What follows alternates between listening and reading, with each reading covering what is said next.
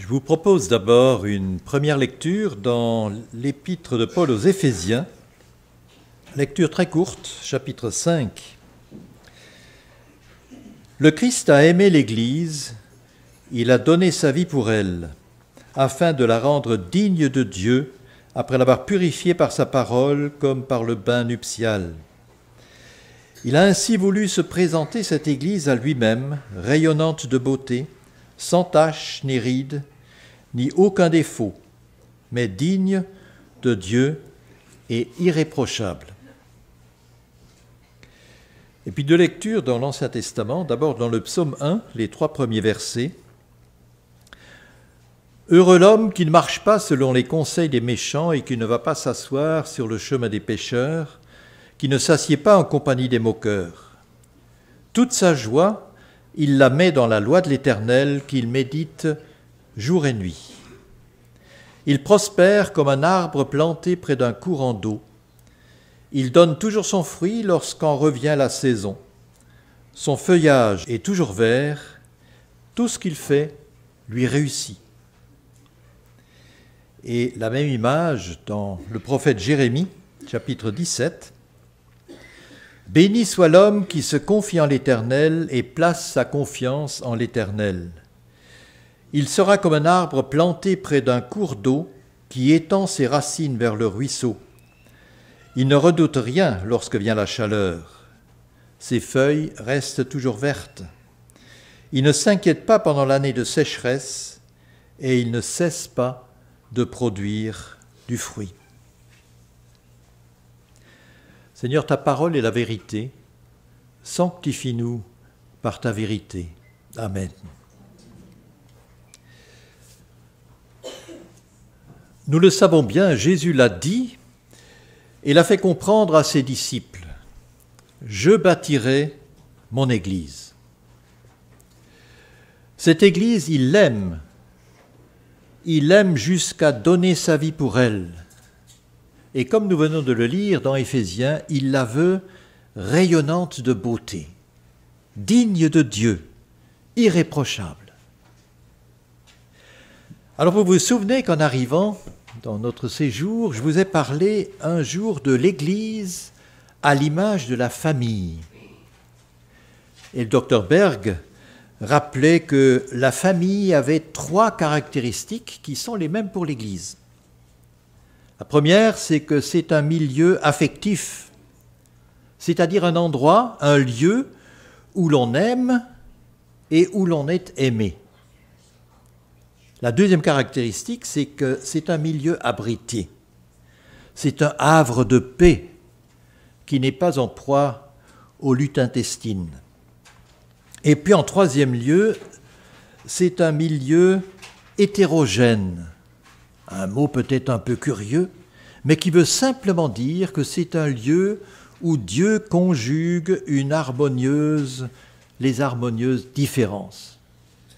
Dieu conjugue les différences dans quelque chose d'harmonieux. Les variétés que nous représentons sont voulues par Dieu, c'est sa signature, l'Église, et ce lieu où il les harmonise.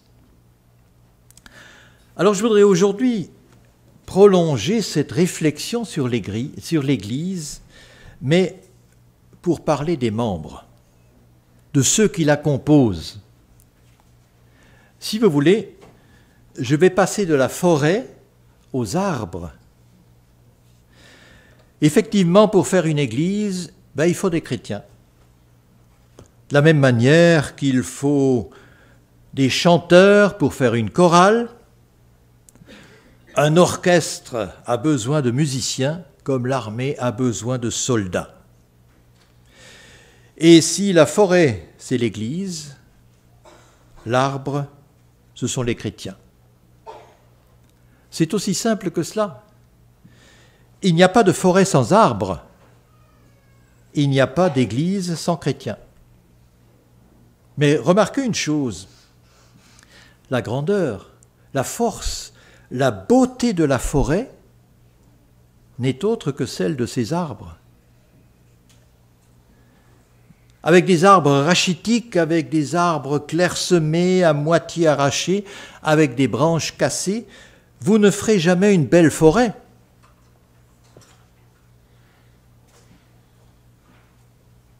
Donc soigner l'arbre, c'est soigner la forêt. C'est pour cela que, et puis je voudrais quand même le souligner tout de suite, soigner l'arbre, c'est pas soigner le voisin, mais peut-être c'est commencer par prendre soin de l'arbre que nous sommes nous-mêmes, du chrétien que nous sommes. Alors dans les psaumes, comme dans Jérémie, nous avons lu que l'image de l'arbre, qui est une image du chrétien, du croyant, confiant en Dieu, est un croyant ou un arbre qui résiste à la sécheresse, qui plonge ses racines vers le courant d'eau, qui reste debout dans la tempête, dont le feuillage est toujours vert, et qui porte beaucoup de fruits en toute saison, une vie abondante et fructueuse. Alors si l'arbre, c'est le chrétien, le projet de Dieu, c'est que nous soyons de beaux arbres et que nous soyons des chrétiens affermis. Alors ma réflexion sur l'arbre va porter sur 3 parties de l'arbre. La première, ce sont les racines. Et puis ensuite le tronc, et enfin la ramure ou les fruits. Observer dans la nature des choses toutes simples nous amène parfois à tirer de profondes leçons. Je prends pour exemple les racines. Le secret de la grandeur, de la force, de la beauté d'un arbre dépend, vous serez d'accord avec moi, de ses racines. Mais ces racines, on ne les voit pas. Ça veut dire que l'activité la plus importante pour la vie, pour la croissance, pour la résistance, pour l'épanouissement de cet arbre reste invisible. On ne le voit pas, c'est sous terre. C'est une réalité cachée. Et j'ose tirer le parallèle, c'est vrai pour la vie chrétienne. C'est vrai pour notre vie chrétienne. Un chrétien solide, plein de vie, de sagesse, de discernement, d'équilibre, est un chrétien profondément enraciné dans l'Évangile. Ce terrain, la parole de Dieu, c'est là le terrain de l'enracinement du chrétien.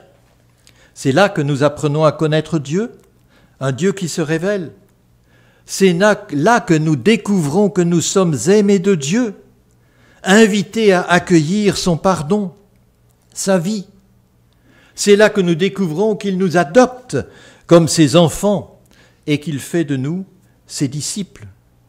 C'est cela, l'Évangile. Et sur ce terrain, ou dans ce terrain, germe la vie qui deviendra celle du chrétien, comme la vie germera dans ce qui deviendra un arbre.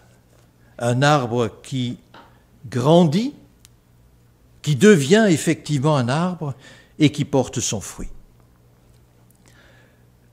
Pour se développer et pour grandir, vous serez toujours d'accord avec moi, je reste dans une simplicité enfantine. Pour se développer et pour grandir, l'arbre a besoin d'une bonne terre. Dans les cailloux, ce sera difficile de grandir. Il a besoin d'une bonne terre et d'eau. Comme le chrétien a besoin de la parole de Dieu et de l'Esprit Saint qui rend cette parole efficace et vivante. La parole est donc cette nourriture qui fait grandir l'arbre ou le chrétien par la lecture, par la méditation, par l'étude, par l'écoute de la parole. Alors j'ai une petite question.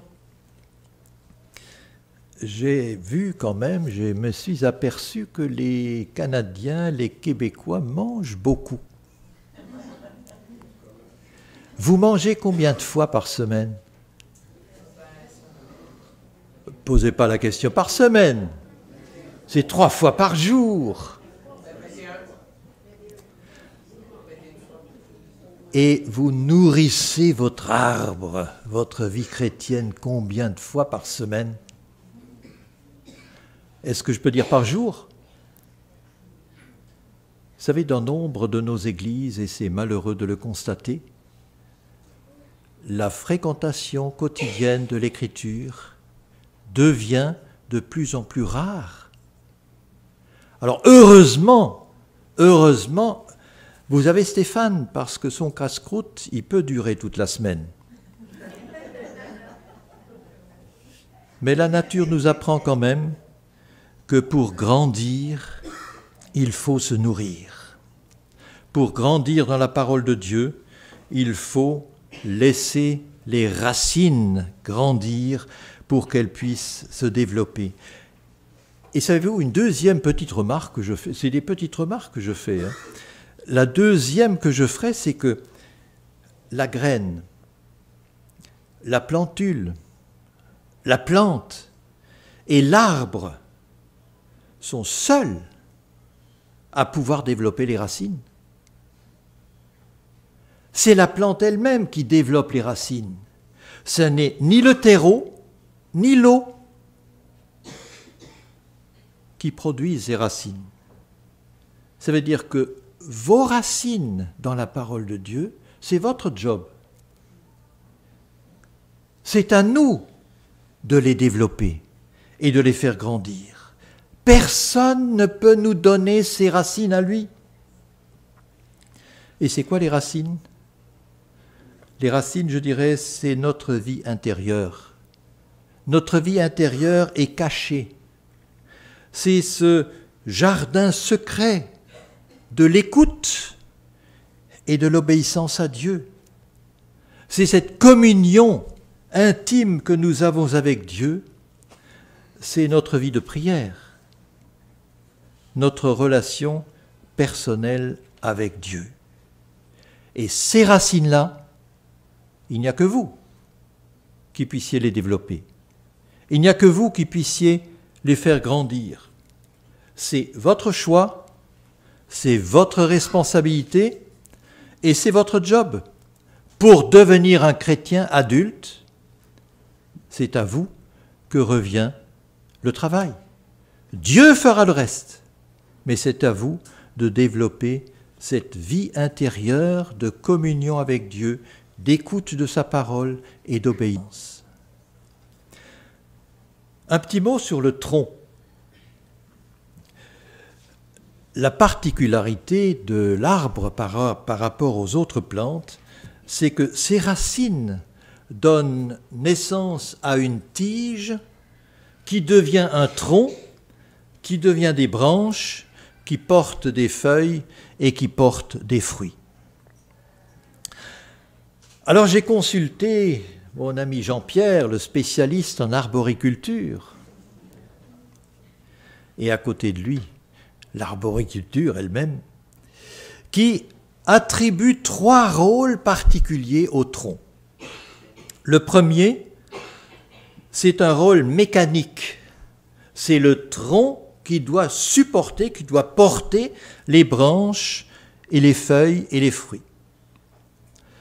Un deuxième rôle, et c'est sans doute le plus important, c'est que le tronc, c'est un système vasculaire, c'est-à-dire qu'il conduit la sève des racines jusque dans les branches et jusque dans les fruits. Et puis un troisième rôle qui est peut-être moins connu, mais qui est absolument indispensable pour la survie de l'arbre, c'est que le tronc, c'est un magasin. C'est une réserve, c'est un lieu de stockage de réserves saisonnières de sève pour les périodes de sécheresse et pour l'hiver.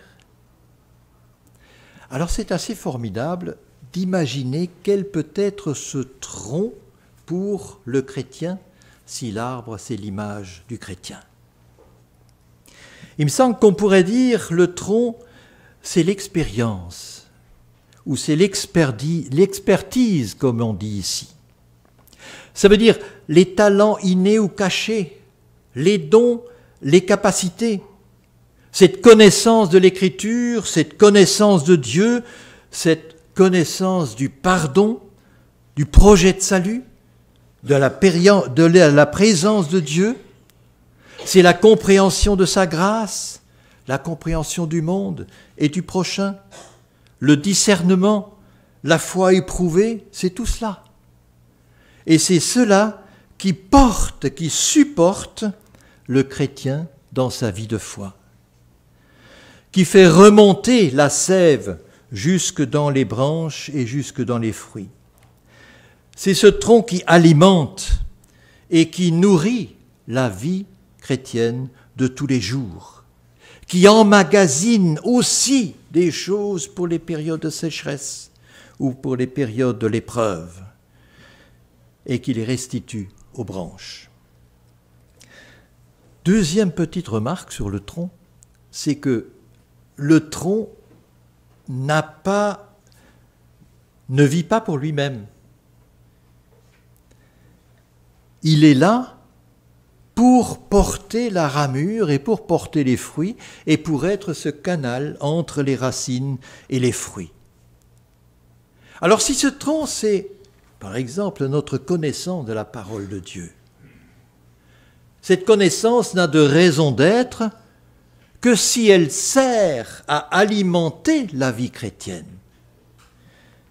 Si elle n'aide pas à épanouir la foi, si elle n'aide pas à encourager la foi ou à faire découvrir ce Dieu à quelqu'un d'autre, elle n'est pas dans son rôle. Les dons que nous avons reçus, nous les avons reçus pour notre propre édification, c'est vrai, et pour l'édification des autres. Et si nos dons ne servent pas à cela, ils ne servent à rien. Les compétences et les talents sont là pour servir les autres. Et puis j'en viens à la ramure, aux feuilles, aux fruits. Il ne cesse de porter du fruit, il donne son fruit en sa saison.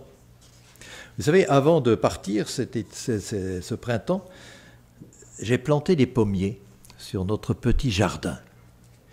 Et vous imaginez quelle est mon attente? Je les arrose, je vais à l'automne les tailler pour leur donner la forme. Et aussi, vous savez pourquoi on taille quand ils sont petits? C'est pour qu'ils ne poussent pas en orgueil. J'ai appris cela, hein, Jean-Pierre. Ça veut dire que s'il y a de la ramure trop importante et qu'il n'y a qu'un petit tronc comme ça va se casser la figure. Et vous comprenez bien l'image appliquée aux chrétiens. Si vous produisez du fruit en abondance, dit Jésus, et que vous prouvez ainsi que vous êtes vraiment mes disciples, la gloire de mon Père apparaîtra aux yeux de tous. Et comme mon Père m'a aimé, moi aussi je vous ai aimé. Maintenez-vous donc dans mon amour. Ah, comme le Seigneur nous aime, j'allais dire, l'image n'est pas tout à fait correcte, mais j'aime bien mes pommiers et j'en prends soin. Et il nous aime et il prend soin de nous. Ce n'est pas vous qui m'avez choisi, dit encore Jésus, non, c'est moi. C'est moi qui vous ai choisi et je vous ai donné mission d'aller, de porter du fruit et du fruit qui soit durable. Alors, le Père vous accordera tout ce que vous lui demanderez en mon nom. Et voici donc ce que je vous commande, aimez-vous les uns les autres. Porter beaucoup de fruits, c'est l'accomplissement de la mission que Dieu nous confie. Ça veut dire que l'œuvre de Dieu s'est réalisée. Il a manifesté dans notre vie, par notre vie, sa présence. Et quel est ce fruit? Quel est le fruit dont parle l'Écriture quand elle parle du fruit? C'est plusieurs choses. D'abord, je crois que c'est l'homme et la femme qui se convertissent et qui font confiance à Dieu. Allez, faites de toutes les nations des disciples. C'est Dieu qui nous envoie pour que les autres entendent parler de lui, entendent l'Évangile et voient l'Évangile par notre propre vie, qu'ils se tournent vers lui et qu'ils soient sauvés. Faites des disciples, c'est Dieu qui nous envoie. Sauver ceux qui étaient perdus. Et c'est ainsi qu'il bâtit son Église. Que ma vie serve à cette mission. C'est cela que Dieu attend de nous et attend de moi. Le fruit, c'est aussi cet homme et cette femme qui retrouvent la foi. Et quelle belle récompense si à travers votre aide, tel frère qui était tombé, malheureusement ça arrive aussi, retrouve la communion avec le Seigneur, avec le pardon et la vie. Telle sœur qui s'était éloignée revient au Seigneur. Allez et portez du fruit. C'est aussi notre mission de développer ce fruit-là qui est celui des retours de ceux qui retrouvent la foi. Et puis, le fruit, c'est aussi ceux qui grandissent dans le Seigneur. Vous savez tous que le bébé qui vient de naître cette semaine, il a besoin d'attention, il a besoin de tendresse, il a besoin d'aide pour devenir un adulte. Les graines que Dieu a fait éclore, ils ont besoin de notre attention, de notre aide et de notre tendresse pour qu'elles grandissent, donnent naissance à une plante, à un arbre, et un arbre qui porte du fruit. C'est aussi cela, le fruit que Dieu attend de nous. Et puis nous le savons trop bien. Le fruit, c'est aussi ce qui, dans ma vie de tous les jours, dans mes rapports avec les autres, dans mes habitudes, dans mes comportements, qui manifestent la présence de Dieu, qui manifestent que Dieu est en cet homme, est en cette femme. Le fruit que Dieu fait grandir en nous et qui s'appelle, l'apôtre Paul l'a rappelé, qui s'appelle quoi? Qui s'appelle l'amour, qui s'appelle la joie, la paix, des fruits qui manifestent la présence de Dieu dans notre vie. Et allons plus loin. C'est aussi la patience. C'est un fruit qui a un peu du mal à mûrir quelquefois. La bienveillance, la bonté, la douceur, la tendresse. Vous savez quoi? Quelquefois, ces particularités-là, on les attribue aux femmes. Tendresse, douceur, bonté, gentillesse. Mais non. C'est ce qui manifeste la présence de Dieu dans ma vie, d'homme. Alors ne soyons pas aussi machos que cela. Sachons manifester notre bonté, manifester notre tendresse, manifester notre fidélité. Et puis, Paul termine par cela. Vous savez quel est le dernier aspect de ce fruit que Dieu veut produire en nous et en abondance, la maîtrise de soi. Bon, j'avoue avec vous qu'on a encore du travail là.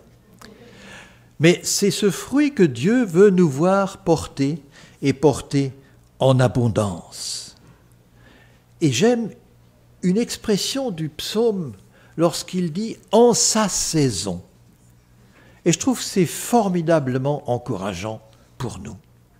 Parce que quand je regarde la saison passée, là, je me dis « ouh, cette saison-là n'a pas été très productive pour le Seigneur. J'ai pas l'impression, peut-être quelques petits fruits rabougris, oui, pourquoi pas, mais c'est pas les fruits en abondance. » Alors, mon frère, ma sœur, ne te décourage pas, parce qu'il y a une nouvelle saison à venir. il porte le fruit en abondance en sa saison. L'arbre que Dieu veut bâtir, veut faire grandir en nous et veut voir porter beaucoup de fruits, c'est cet arbre qui fera la forêt. Le chrétien et la chrétienne que Dieu veut voir grandir en lui, c'est cet arbre, c'est cette forêt à laquelle il prend plaisir, c'est l'Église qui est la sienne. Et vous vous souvenez de ce qu'il dit ? Il la veut rayonnante de beauté, sans tache, ni ride, ni aucun défaut, mais digne de Dieu et irréprochable. Alors souvenons-nous, l'arbre, la forêt ne sera jamais que ce que sont ces arbres. Travaillons à l'arbre que Dieu veut faire grandir en nous. Prions Dieu.